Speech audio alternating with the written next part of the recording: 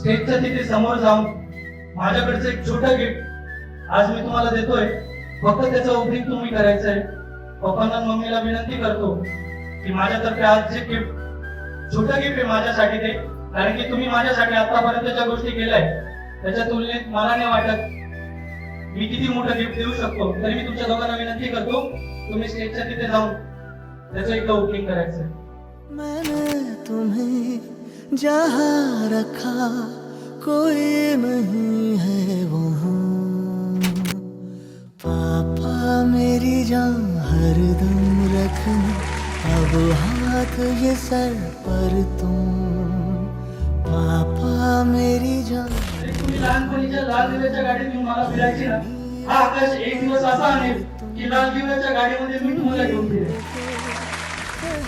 कहते हैं ये रास्ते